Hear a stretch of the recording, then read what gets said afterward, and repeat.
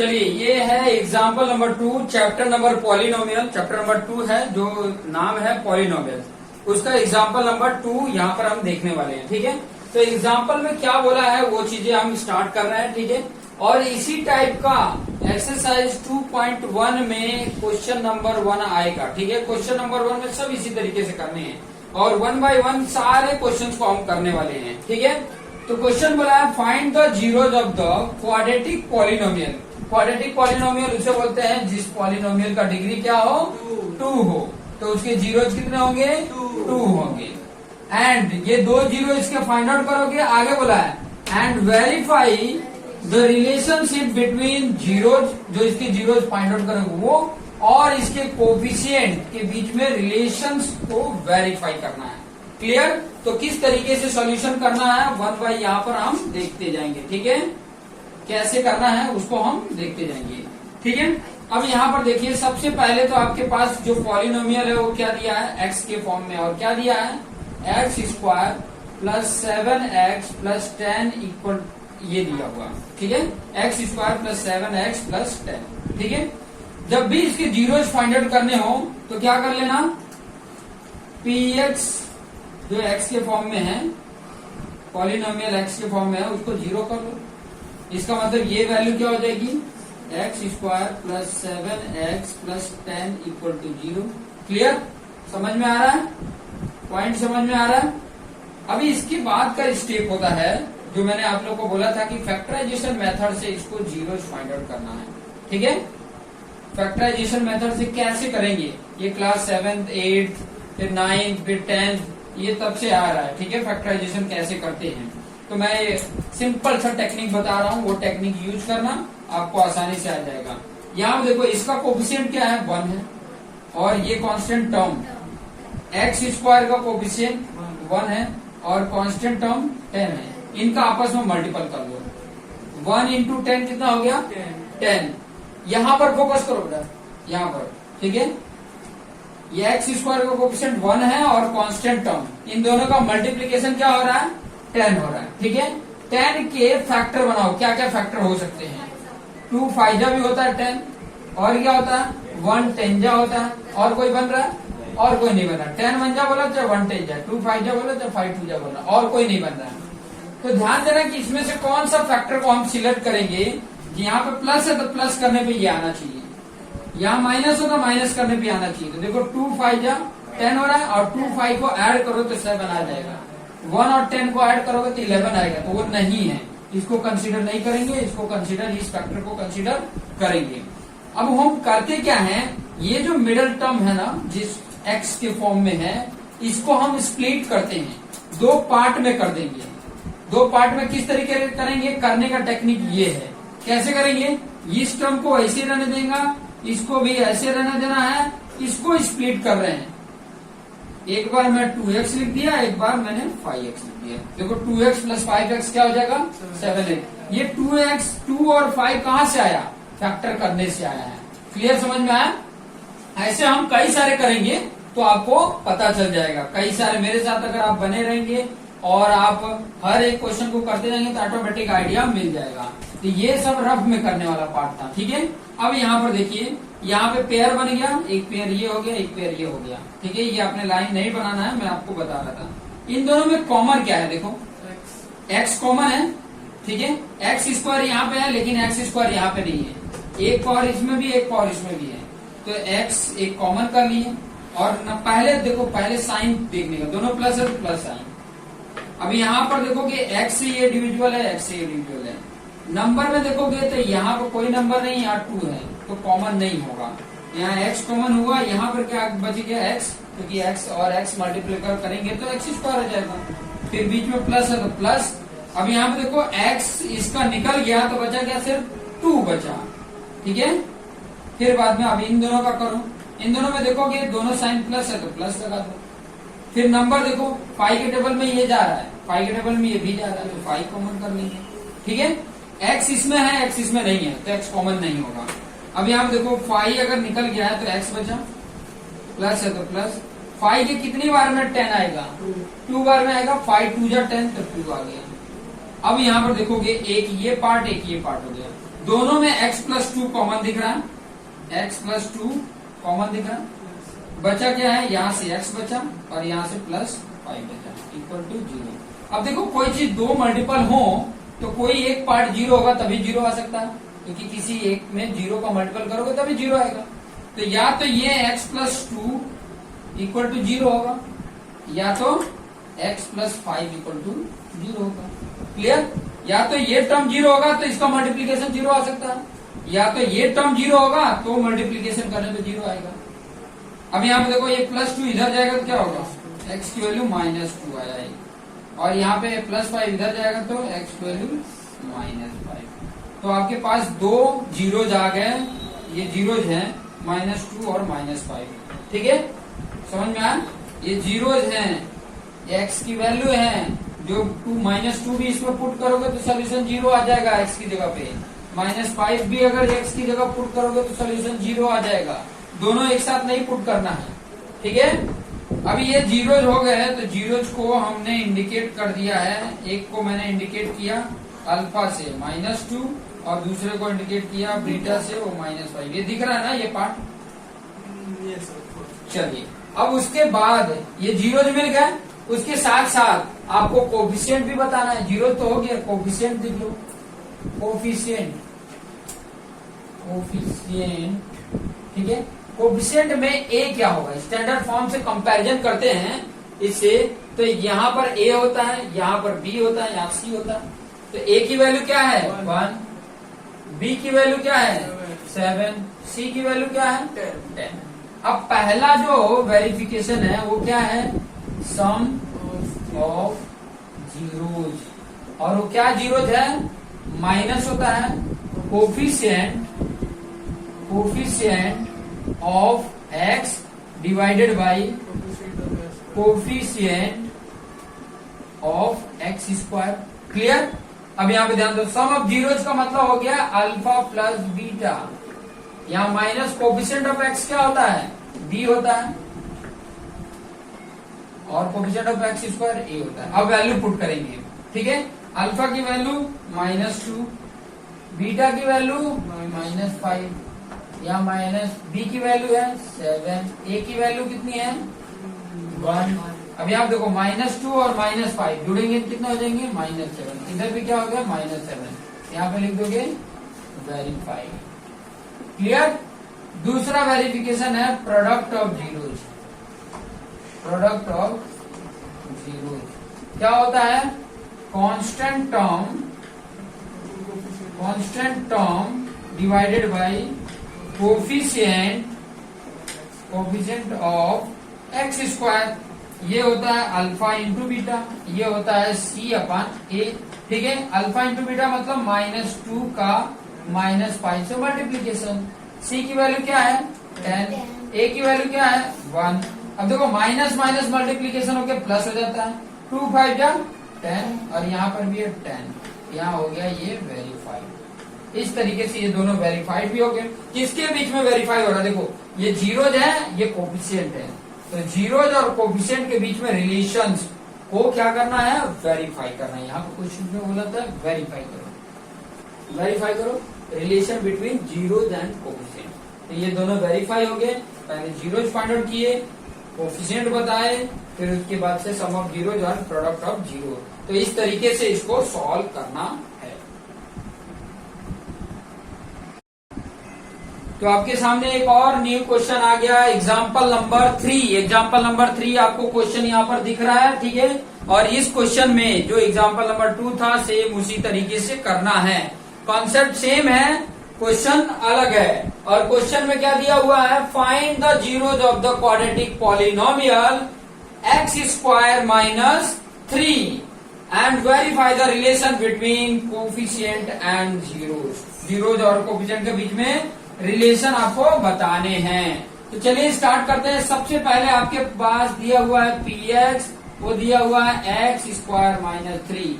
जब भी zeros find out करते हैं तो क्या कर लेते हैं, px क्या हो जाता है 0 हो जाता है। इसका मतलब x² - 3 भी क्या हो गया 0।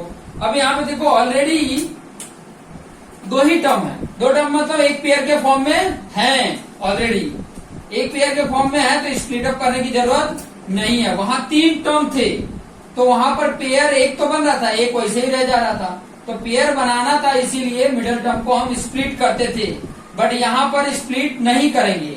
यहाँ पर क्या करेंगे, ये जो माइनस वाला 3 है ना, इसको इक्वल के इस साइड ला देंगे तो एक्स स्क्वायर इक्वल टू क्या हो गया, +3। और जब स्क्वायर वाला टर्म यहाँ हटाते हैं, ध्यान से समझना, स्क्वायर टर्म हटाते हैं, या बोलो दोनों तरफ रूट लगा दो, ठीक है। तो यहाँ पर ध्यान देना, यहाँ पर अगर मैं हटाता हूँ तो x की वैल्यू आ जाती है ±√3, ठीक है।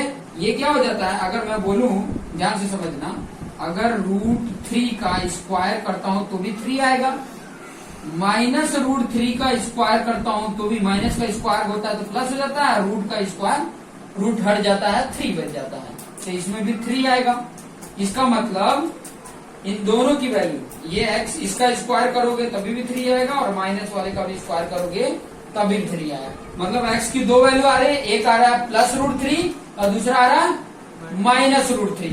तो यहाँ पे लिख दोगे जीरोज क्या आ गए, zeros alpha equal to +√3 and beta equal to -√3। यहाँ पर 2 जीरोज आपको दिख रहे हैं, इस तरीके से आपने बना लिया, ठीक है। उसके बाद से आप कोफिशिएंट यहाँ पर लिख दो, कोफिशिएंट, और कोफिशिएंट क्या है, a इक्वल टू क्या है, एक्स स्क्वायर का कोफिशिएंट a होता है 1 है, b x का कोफिशिएंट होता है, x टर्म है ही नहीं है, इसका मतलब इसकी वैल्यू 0, c क्या होता है, कांस्टेंट टर्म, क्या है, -3, ये दिया हुआ है। अब आपके सामने ये तो निकल गया ABC और जीरोज निकल गया। अब वेरीफाई करेंगे। वेरिफिकेशन में पहला आता है सम ऑफ जीरोज, ठीक है। एक बार समझ गए sum of zeros find out करना, तो क्या होता है, alpha plus beta equal to -b/a, clear. Alpha क्या है, +√3, सॉरी √3, +√3, यहाँ प्लस है, बीटा की वैल्यू क्या है, -√3, क्लियर। यहाँ माइनस, बी की वैल्यू 0 है और ए की वैल्यू 1 है, ये पूरा टर्म क्या हो गया, 0। और यहाँ पे देखोगे ये प्लस है, ये वाला टर्म माइनस होगा, प्लस माइनस क्या होता है, ये +√3, ये -√3, क्या हो गया, 0 इक्वल टू 0। यहाँ पे लिख दोगे वेरीफाइड, क्लियर। नेक्स्ट है आपके पास प्रोडक्ट ऑफ जीरोज, ठीक है। प्रोडक्ट ऑफ जीरोज क्या होता है, alpha into beta equal to c/a। Alpha की वैल्यू +√3, बीटा की वैल्यू -√3, c की वैल्यू कितना है, -3, और a की वैल्यू है 1, क्लियर। अब देखो प्लस और माइनस का मल्टीप्लीकेशन माइनस होगा, √3 का मल्टीप्लीकेशन होता है तो 3, यहाँ पर भी है √3, यहाँ पे कर देंगे वेरीफाई। इस तरीके से आपको सॉल्व करना है। आसान क्वेश्चंस है, ऐसे क्वेश्चंस हम बार बार करेंगे तो हमारा कॉन्फिडेंस लेवल बढ़ेगा। इसी तरीके से आपको करना है, बहुत ज्यादा हार्ड नहीं है, ठीक है। तो आपके सामने एक और न्यू क्वेश्चन आ गया है और न्यू टाइप है, एक्सरसाइज 2.2 का क्वेश्चन नंबर 2 जैसा है एग्जाम्पल नंबर 4, बट एक्सरसाइज 2.2 के क्वेश्चन नंबर 2 इसी तरीके के कॉन्सेप्ट से होंगे। तो यहाँ पर अगर अच्छे से सॉल्व कर लेते हैं तो आप घर पे जाके ट्राई कर सकते हैं, घर पे बैठे बैठे ट्राई कर सकते हैं एक्सरसाइज 2.2 क्वेश्चन नंबर 2, ठीक है। बहुत सारे क्वेश्चन है, 4-5 क्वेश्चन है, सॉल्व कर सकते हो। तो चलिए यहाँ पर हम स्टार्ट करते हैं सोल्यूशन, ठीक है। सोल्यूशन, कौन सा सोल्यूशन, ये क्वेश्चन का। आप लोग मिक्स ही मत कर देना कि शुगर लिया और वाटर लिया, दोनों को मिक्स कर दिया, बन गया सोल्यूशन। बोले सर लीजिए सोल्यूशन, तो यहाँ पर वो क्या हो जाएगा, रॉन्ग हो जाएगा। मैथ्स में केमिस्ट्री को ले आओगे तो रॉन्ग हो जाएगा। क्या केमिस्ट्री फिजिक्स में मैथ्स चला जाता है, ये मैथ्स में फिजिक्स केमिस्ट्री जल्दी नहीं आता है, आता है सर ना है तो ही अच्छा। ओके ठीक है, चलिए हाँ ठीक है, यहाँ पर आ जाइए, आ जाइए यहाँ पर। देखिए क्वेश्चंस में बोला है कि पहले तो क्वाड्रेटिक पॉलिनोमियल बनाइए, ठीक है। अभी तक था तो जीरो फाइंड आउट करते थे, अब वो कह रहा है कि कुछ कंडीशन दिया है, उसके बेस पे पॉलिनोमियल बनाइए। ठीक है, समझ में आया? पहला नंबर तो क्वाड्रेटिक पॉलिनोमियल का स्टैंडर्ड फॉर्म लिख देता हूं, general form of quadratic polynomial. ठीक है, पॉलिनोमियल क्या होता है? ax² प्लस bx+c, ये है जनरल फॉर्म। ठीक है, अब क्या जो गिवन है उसके बेस पे देखो, गिवन क्या क्या है, थोड़ा गिवन देखना। तो क्या दिया है? सम एंड प्रोडक्ट ऑफ वो जीरोज, ये सम ऑफ जीरोज है, मतलब अल्फा प्लस बीटा की वैल्यू दिया है -3, और दूसरा प्रोडक्ट बोला है, प्रोडक्ट का ये अल्फा इंटू बीटा की वैल्यू दिया है, ये दिया हुआ। क्लियर? अभी जो दिया रहता है ना उसी के बेस पे हम चलते हैं, कभी भी जो गिवन रहता है उसी से हम आगे बढ़ सकते हैं। ठीक है, तो सबसे पहले हम लिखेंगे सम ऑफ जीरोज। क्या लिखेंगे? सम ऑफ जीरोज को लेके, सम ऑफ जीरोज में क्या दिया है? Alpha plus beta equal to -3। Alpha plus beta का फॉर्मूला क्या होता है? -b/a होता है। यहाँ है -3, इसके नीचे 1 लिख सकते हैं, लिख सकते हैं। ठीक है, एक रेशियो ले लो, के रेशियो ले लेते हैं। ये के रेशियो इसलिए है क्योंकि हो सकता है ये वैल्यू इसके साथ कोई नंबर मल्टीप्लीकेशन हो। ठीक है, ये रिड्यूस फॉर्म है, हो सकता है ये रिड्यूस फॉर्म है उसका, ये जो वैल्यू लिखा है -b/a, हो सकता है ये रिड्यूस फॉर्म में है, हो सकता है यही भी हो सकता है। समझ में आया ना? जैसे मैं 6/2 लिखूं या 3/1 लिखूं, बात देखिए ना। बट इस वाले टर्म में दोनों इक्वल है, बट इस वाले टर्म में देखोगे कि इसमें 2 का मल्टीपल करोगे, 2 पर नीचे तब जाके आएगा। तो वैसे ही ये जो वैल्यू इसकी बताने जा रहा हूं, एक रेशियो होगा कोई। ठीक है, हो सकता है नहीं भी हो तो के का रेशियो ले लिया, कि नहीं होंगे तो 1 तो होता ही है। ठीक है, तो यहाँ -b इक्वल टू क्या हो रहा है? -3k होगा। ठीक है, और ये a इक्वल टू, अगर इसको देखोगे माइनस कैंसल कर दिए तो b इक्वल टू क्या आ गया? 3k। एक b की वैल्यू मिला, और a की वैल्यू अगर यहाँ पर देखने जाओगे तो a इक्वल टू क्या हो रहा है? 1k, मतलब a की वैल्यू क्या आ गया? k आ गया। तो एक b और a मिल गया। अब c कहां से मिलेगा? प्रोडक्ट ऑफ जीरोज में। c कहां से मिलेगा? प्रोडक्ट ऑफ जीरोज में मिलेगा, प्रोडक्ट ऑफ जीरोज। ठीक है, प्रोडक्ट ऑफ जीरोज कितना दिया है? 2।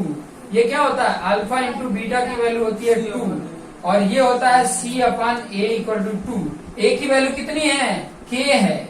a की वैल्यू ऑलरेडी निकाले हैं, यहाँ पुट कर दो, इधर आ गया 2।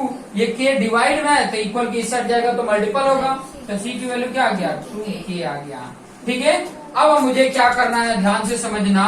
अब मुझे अगला स्टेप करना है कि ये जो a b c जो वैल्यू है इसको मुझे सब्स्टिट्यूट करना है इक्वेशन नंबर 1 में। समझ में? इसमें मुझे सब्स्टिट्यूट कर देना है, जनरल फॉर्म में सब्स्टिट्यूट कर देना है। ऐसे लिख दोगे, इक्वेशन नहीं डाल रहे हो तो आपको क्या करना है? General form of quadratic polynomial में सब्स्टिट्यूट करना है। कैसे लिखोगे? यहाँ पे लिख सकते हो सब्स्टिट्यूट, या तो पुटिंग लिखो, सबसे इजी है पुटिंग, या कीपिंग। पुटिंग लिखो, कीपिंग लिखो, सब्स्टिट्यूटिंग लिखो, बात एक ही है। Putting the value of a b and c in general form of quadratic polynomial। Clear? Quadratic polynomial. अब वो क्वाड्रेटिक पॉलिनोमियल में पुट कर दोगे तो देखो यहाँ पर a की वैल्यू कितनी है? वो k है, मतलब kx² प्लस b की वैल्यू कितनी है? 3k है, तो यहाँ पे लिख दोगे 3kx, एंड c की वैल्यू क्या आया है? 2k, तो प्लस 2k। मेरी वैल्यू px क्या आ गया? सब में से k कॉमन कर लो, सब में से k कॉमन कर लिया तो यहाँ पे x² आया, यहाँ पे 3x बचा और यहाँ पे 2 बचा, प्लस 2। क्या बचेगा? ये मेरा पॉलिनोमियल आ गया। जो मुझे चाहिए था, क्या चाहिए था? क्वाड्रेटिक पॉलिनोमियल, वो मुझे यहाँ पर मिल गया। क्लियर, समझ में आया? तो इस तरीके से मुझे फाइंड आउट करना है। क्लियर हो गया ना? ऐसे ही इसको फाइंड आउट करना है।